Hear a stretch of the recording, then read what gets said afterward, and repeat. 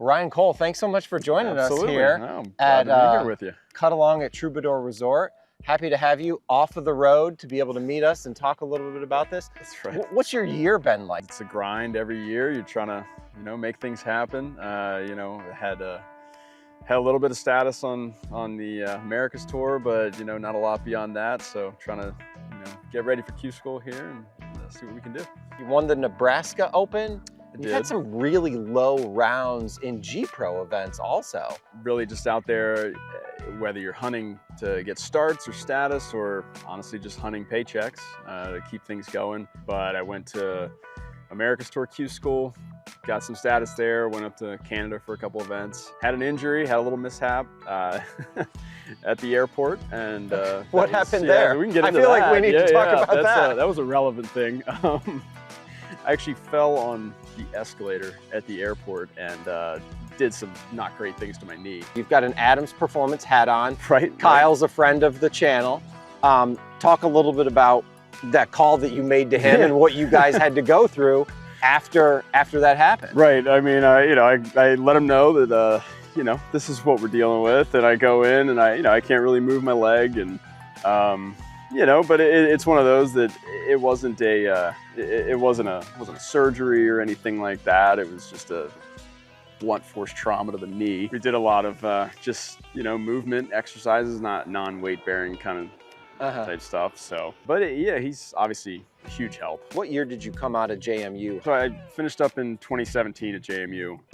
And obviously that was, I've been at it ever since then, I've just been chasing the dream, obviously. And yeah, we all want to be on the tour. That's the goal. That's your, that's what we're all looking towards. But I would say that progression's not necessarily linear in golf, especially. Walk me through the Q School first stage. Of course, I'd played last year for first stage as well, so I figured I'd go back. I had good success there last year. Going into the final round, I think I was right around the number, so I needed to play a good round of golf to make sure I was through. Front nine, I played solid, and then I think I went birdie eagle and 10-11. At that point, I was pretty well clear of the number, and it's one of those, you kind of shift modes, and then it's like, okay, now we're just we need to find our ball on every shot, because it's about getting through.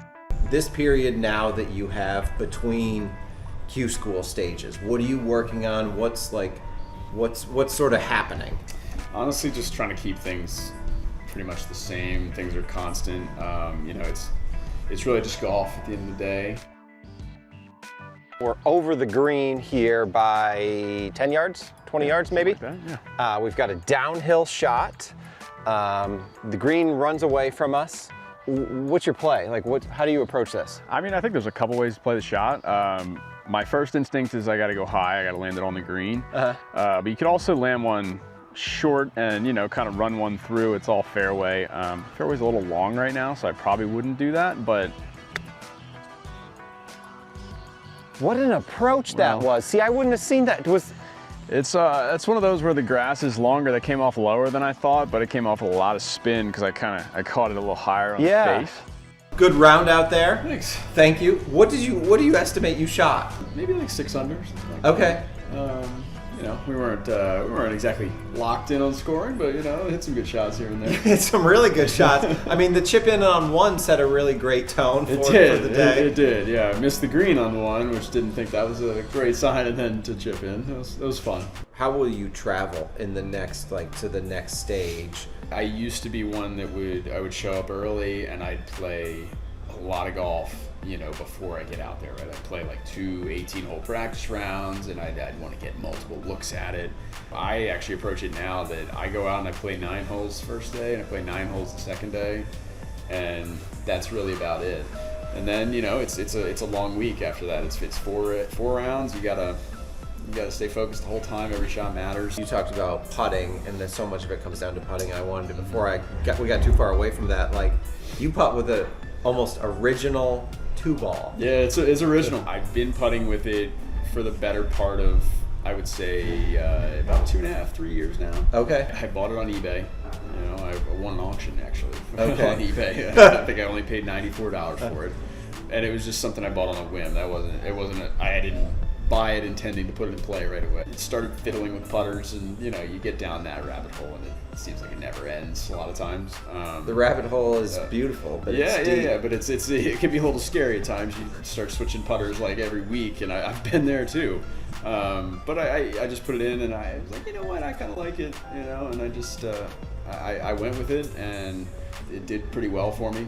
And it's won me a number of golf tournaments. Walk me through the 4 days of an event. I don't like to do a lot when I'm on the road. I'm very much like I'm trying to conserve energy. If I play a morning round, I'll go take a nap afterwards. Go get dinner with buddies or something that are playing, or whatever it is, or just get Chipotle. I mean, a lot of Chipotle meals. Ryan, thank you so much. This has been a pleasure. This round's on me. Awesome. Thank you. Thank you.